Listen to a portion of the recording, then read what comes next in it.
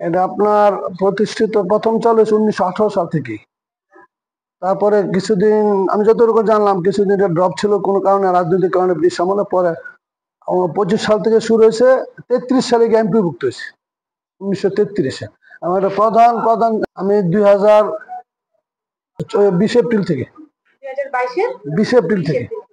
আর আমার রেজাল্ট খুব একটা ভালো না, কোচিং করতে পারে নাই, ছেলেমেয়েরা কোচিং করতে রাজি ছিল না। আর এক বিষয়ে যারা ফেল এরা সংখ্যা ছিল বেশি। এই দিক দিয়ে আমার রেজাল্টটা বলার মতো না।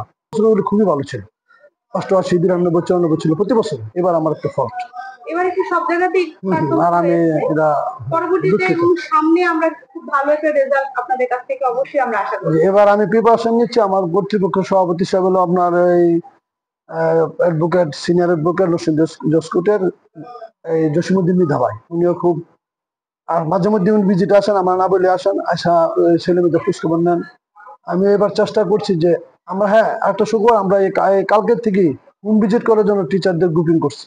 আমরা সম্ভবত এই সামনের মাস থেকে আমরা যদি আল্লাহ চায় তো আমরা বিশেষ ক্লাসের ব্যবস্থা করবো, এবং এবছর যারা ভালো হয় তার জন্য আমরা যতটুকু চেষ্টা করবো, এবং আগের যে সুনামটা এবছর তো ফল্ট হয়েছে, গত বছরগুলির মতো ভালো করার চেষ্টা করবো ইনশাল্লাহ। আমরা ডিজিটাল ক্লাস করি, তারপর আমাদের একটা টিভির পর্দা দিচ্ছে, পর্দাতে ক্লাস করি। হ্যাঁ, ক্লাস চলে ইনশাল্লাহ। আমাদের টিচার আছে, একজন আছে আপনার ট্রেনার, ভালো জনসংযোগ জানার মধ্যে 2জন ট্রেনার আমার স্কুলে, মুন্নি কামরুন্নার, মুন্নি আর মিজানুর রহমান।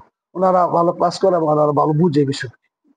আমি যখন ক্লাসে পড়াই, সেক্ষেত্রে যে কাছে যাই তখন বলি যে তোমরা অ্যাপ্লাস যে পেতে হবে এমন কোনো কথা না। আমার অ্যাপ্লাস পাওয়ার খুব একটা দরকার নাই, তোমরা পড়াশোনা করো এবং ভালো আলোকিত মানুষ হও, এটাই আমার বাণী। যাতে আমরা ধর্মীয় ভাবভঙ্গির মধ্যে আমরা থাকতে পারি।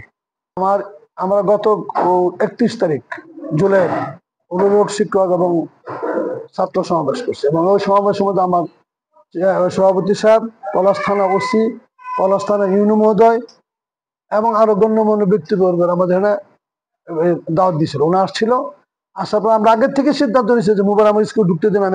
আমি আসা আগের থেকে দেয় না, কিন্তু এখন আরো কঠিন হচ্ছে যে মোবাইল দেওয়া যাবে না, এবং মোবাইল যদি বাবা মারা বলো হয়েছে আপনার মোবাইল দিবেন না ছেলেমেয়েদেরকে। বাল্য বিবাহ যদি আমরা খবর পাই তাহলে আমরা শিক্ষকরা উপর কর্তামলকে জানাই এবং আমরা নিজেরাও যাই, প্রতিবাদ করি। তবে আমার না বাল্য বিবাহটা কম, আমার স্কুল না গেলেই চলেছে। হলো গ্রামের স্কুল, তো অসুবিধা হলো আপনার ছেলে মেয়েরা, বিশেষ করে গরিব এলাকা, তারা ঠিক মতো সকালবেলা খাই আসতে পারে না। তারপরে মনে করেন এই ছেলে মেয়েদের গার্জিয়ানরা অসচেতন, ওনারা পড়াশোনার প্রতি আশা নিয়ে পাঠা, কিন্তু এরকম ভাবে তাদের দায়িত্ব নিতে পারে না। এইগুলির উপর আমার সমস্যা হতে চায়। আসসালামু আলাইকুম।